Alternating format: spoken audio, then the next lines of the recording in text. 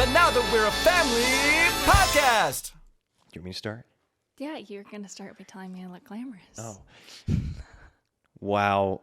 The first thing I need to say is what you told me to say when we started this podcast. And that is, you look glamorous. Okay, I can't stop. That reminds me. Okay, I see where Leon gets it. Yes, no, what? Okay, this reminds me of when we're kids and you like tell your sibling, like, go ask mom and daddy if we could have a cookie. And they're like, oh yeah, I'll do it. And they go and they're like, Katie asked me to ask you to have a cookie. Yeah. And it's like, no, that wasn't the plan. Okay, so I came out to the garage and Elisha was like, wow, you look glamorous. And so we had this conversation and I wanted to have the conversation here on the podcast, but clearly we can't anymore. No, I was all for that. I was staging it. Yes. It was And then he just... I don't do well with that. Clearly. Yeah. I don't do well, like, when people tell me verbatim what to say, you know? Elisha Peter. No. But it does remind me when because you're like, okay, when we press record, you should say, wow, you look glamorous. Stop, don't keep saying that. That's what you said. And then, but it reminds me of Leon, our oldest. I'm pretty sure his primary love language is words of affirmation. Yeah. Because every day he will tell you, like, exactly how he wants you to praise him. Be like, okay, Daddy, I'm going to get up on the couch. I'm going to do this trick onto the mattress. And after I do it, I want you to say, wow, Leon, that was the best trick I've ever seen you do. You're such a good trick guy. I was like, true. okay. He does do that.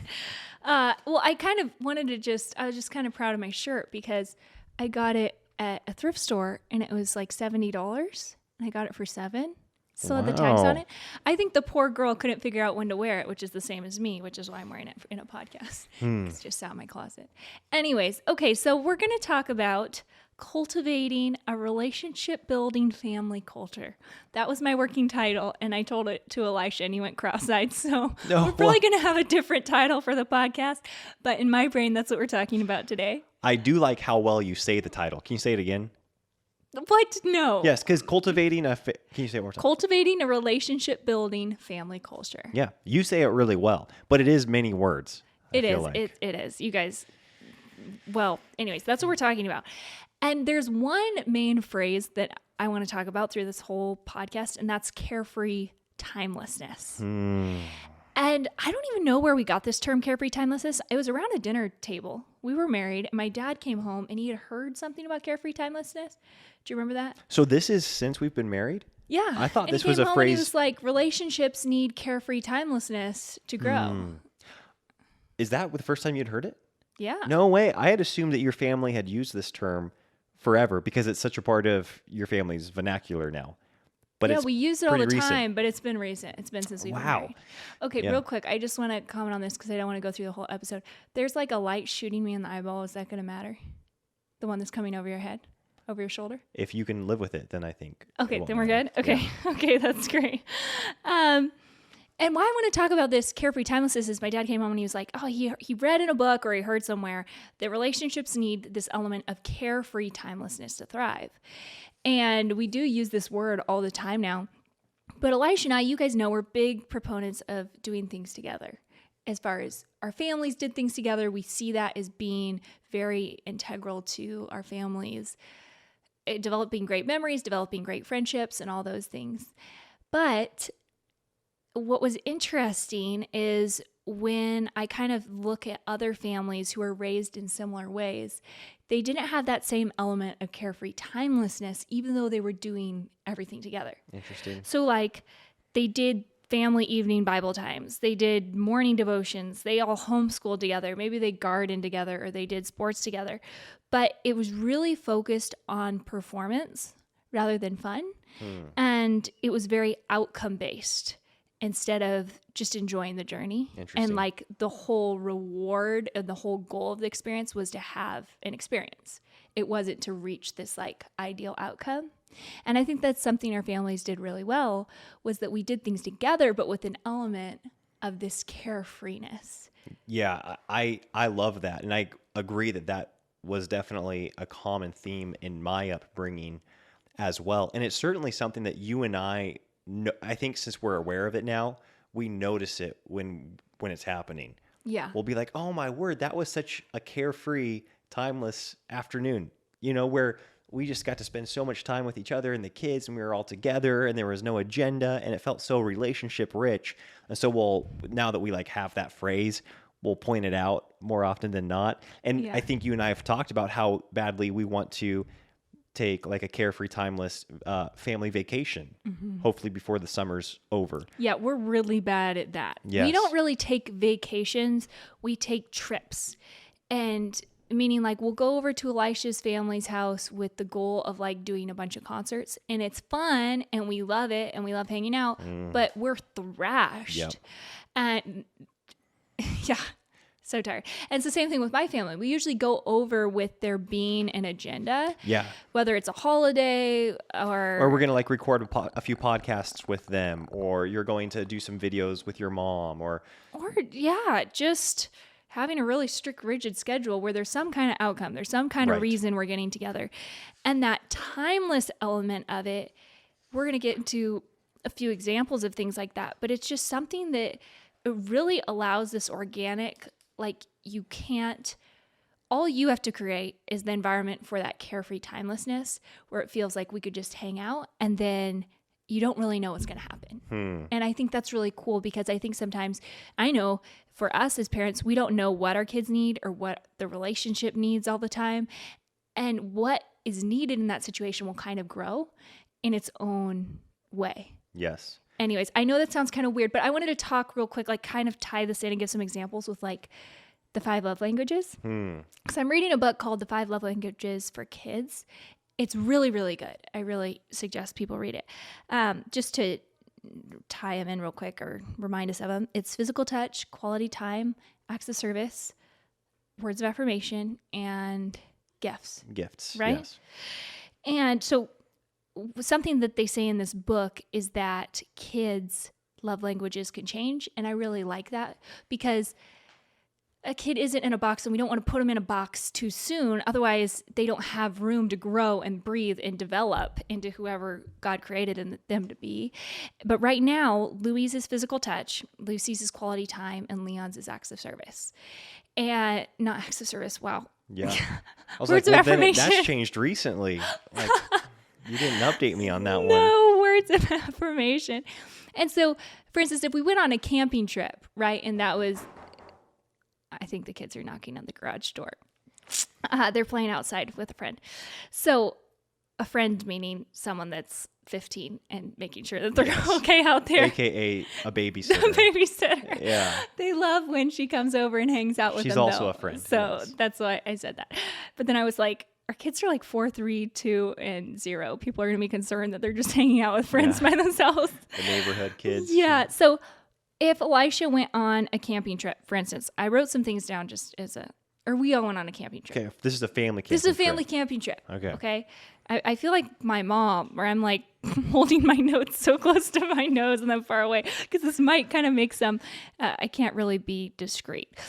Okay. So for Lucy, time would just be like going out with Elisha and like collecting firewood or staying with me while everyone else does something else.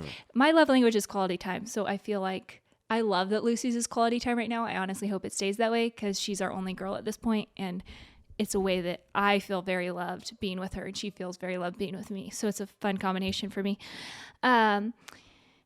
For like Leon, he wants to be told how good he is at something. So this is an opportunity to just be in a different situation where we can tell him he's good at stuff.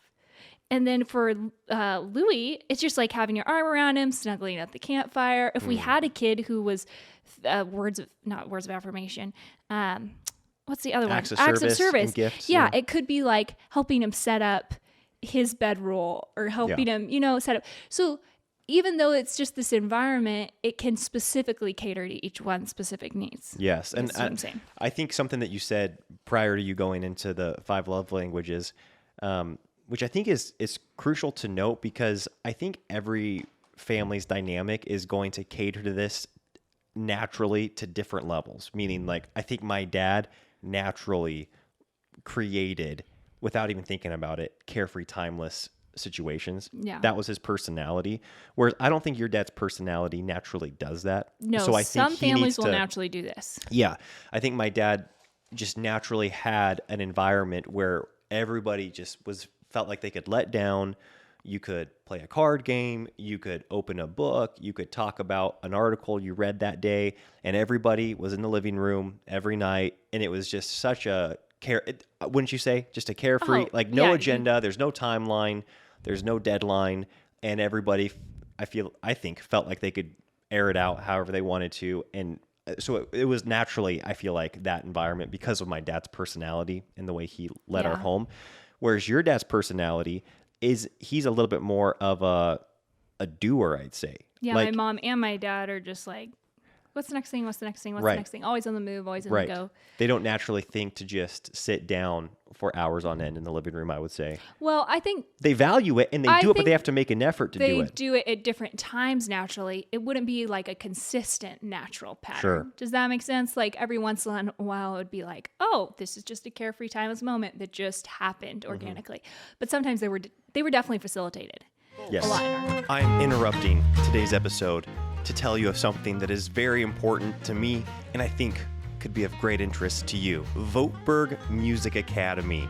That is the online music school that Katie and I started 6 years ago with the intent of being able to offer affordable lessons to families. If you have any interest in learning the piano, the guitar, the fiddle, or the ukulele, or the mandolin, and you don't know anything, maybe your children are desiring to learn one of these instruments, and they don't know anything about the instruments, Voetberg Music Academy may be the best place to start. Not only do we specialize in helping beginners get started, we also specialize in affordable lessons, and we also specialize in getting families playing together. So, if you are interested in your family playing any of these instruments, piano, guitar, fiddle, mandolin, ukulele, go over to VoetbergMusicAcademy.com, and when you go to sign up, if you use the coupon code PODCAST, you will get 15% off every month.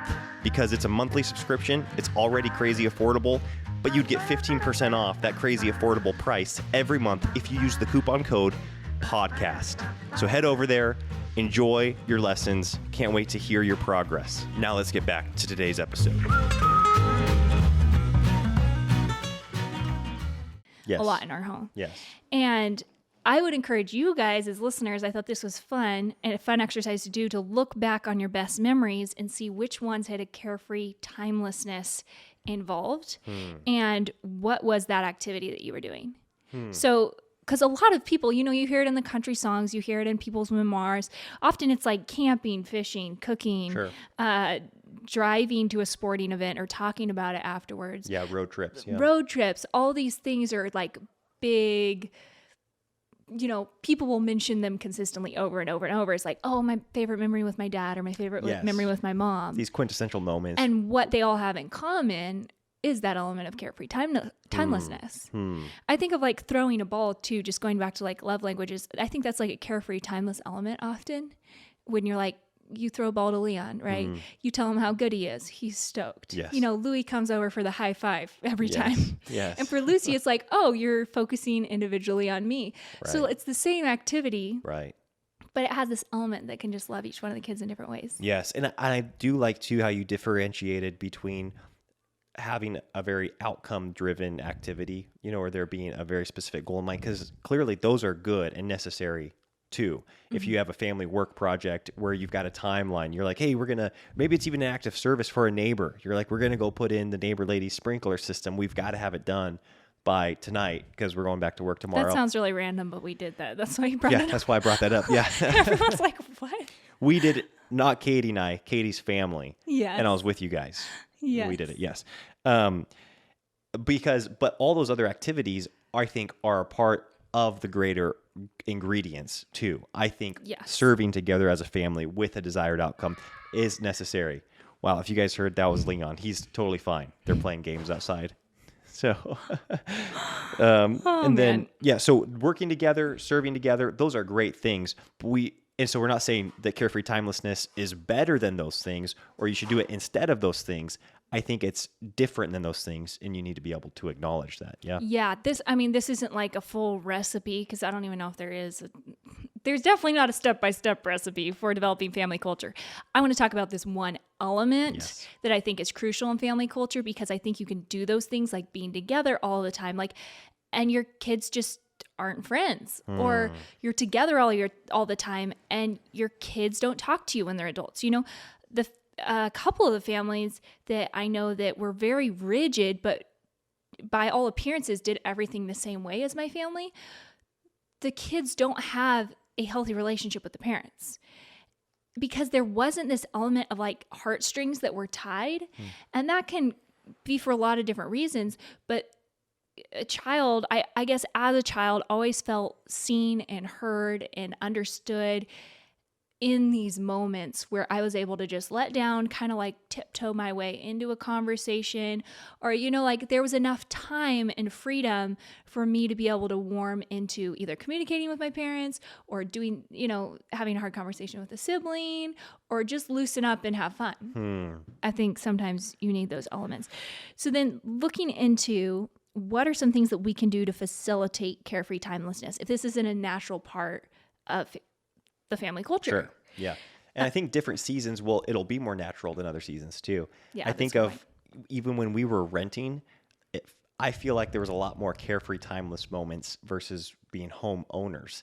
And really? I think for my personality, like it's funny how when I was a renter and we were in different apartments or townhomes, I just so let down at the end of the day, and just didn't have like a care in the world. And I felt a lot more just open to whatever the night had for us, you know, and wrestling with the kids or playing games with the kiddos.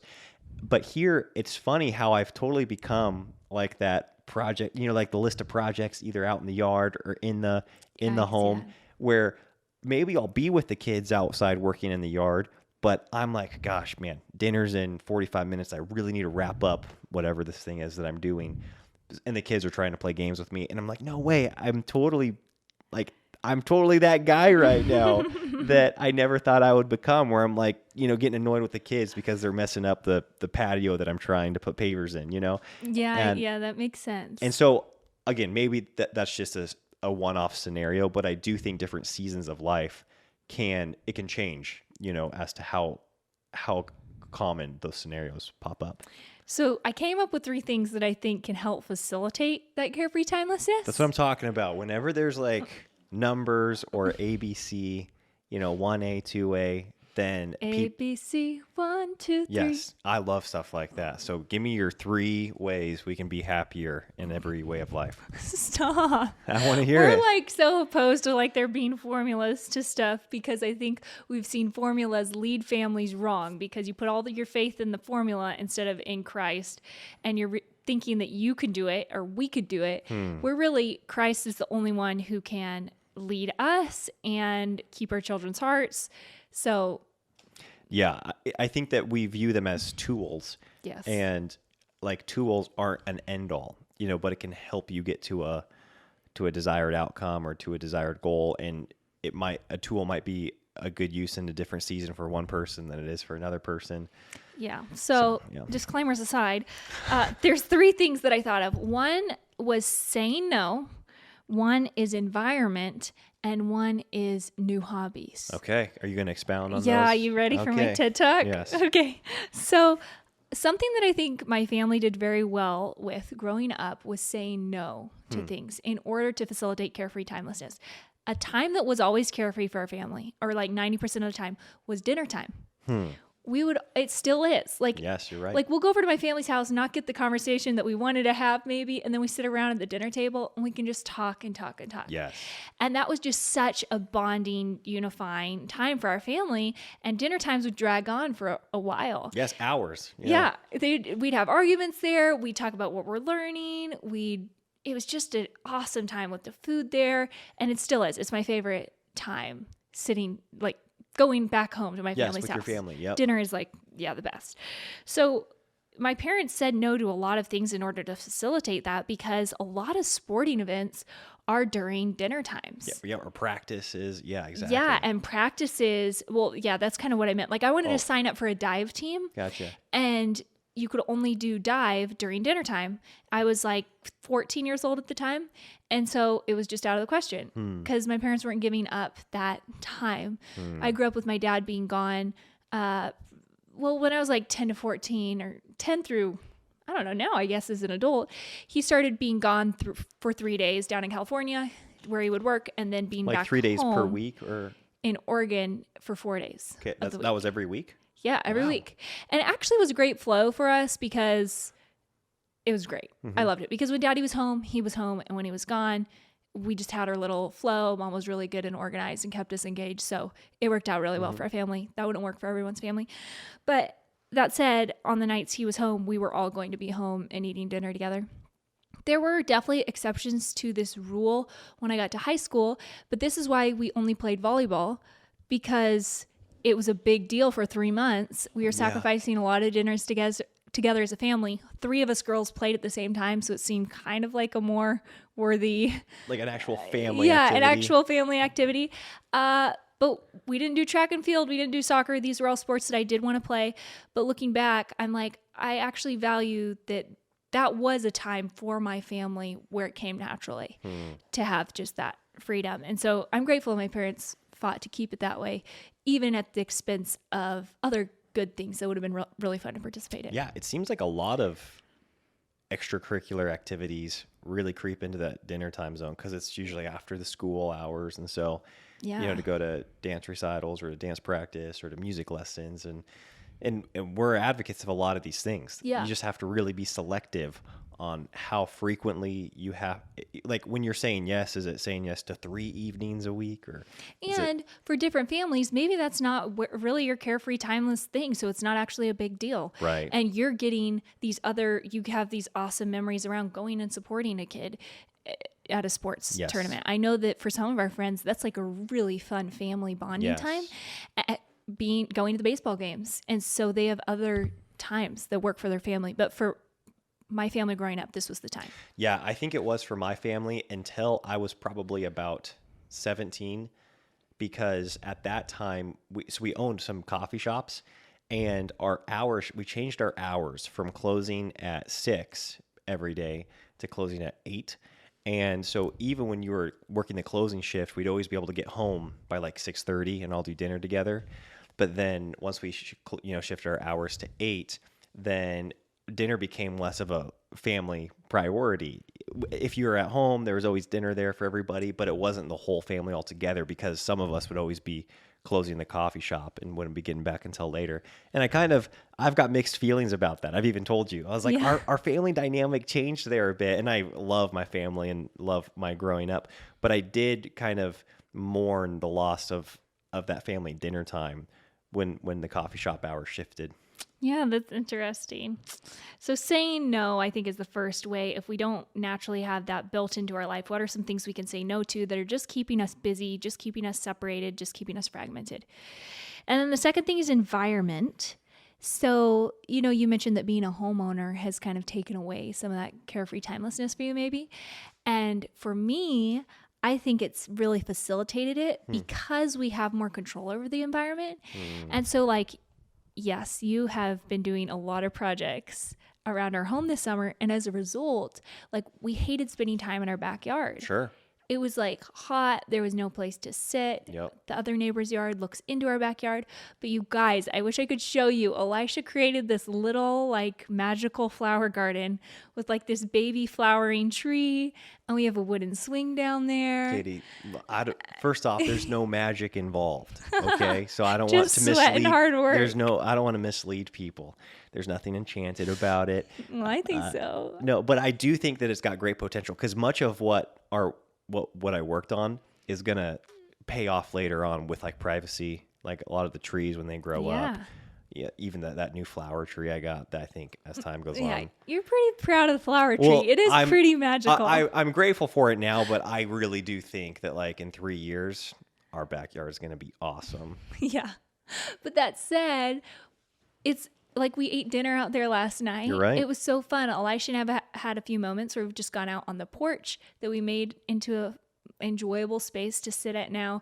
And then down below on the patio where Elisha crafted this little garden that is not magical or enchanted, but it's beautiful.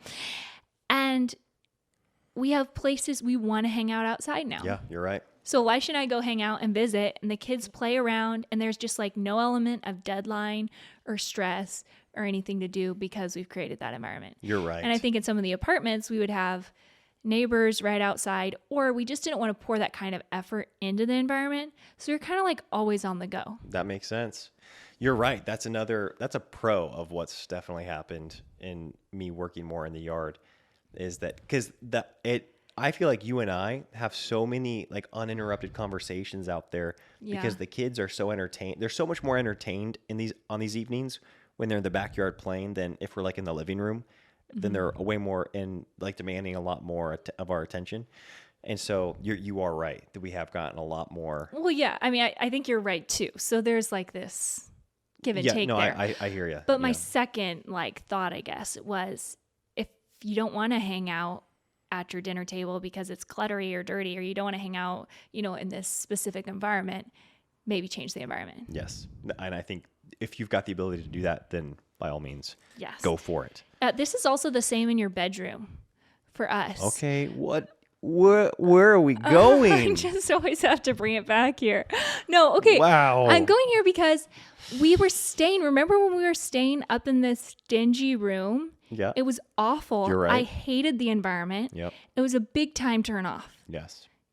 Big time. Why are we using that type of language? Katie. Okay, whatever. No, it honestly affected our sex life. It affected me big time. Yeah. And I kept telling you that.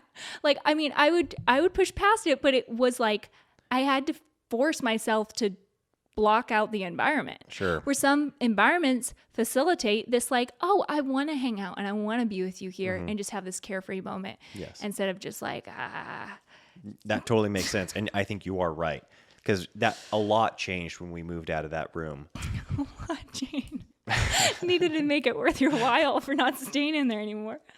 Okay, the other thing, my third point, was developing new hobbies. Nice. Often being out in nature, I think, is, for whatever reason, really carefree for our family. So bike rides to the river, we bike down to the river. Yes, that's carefree. Then we get to the river, we just hang out. Yes. And Elisha and I just lay there and sunbathe and go in the water, and the kids play in the water.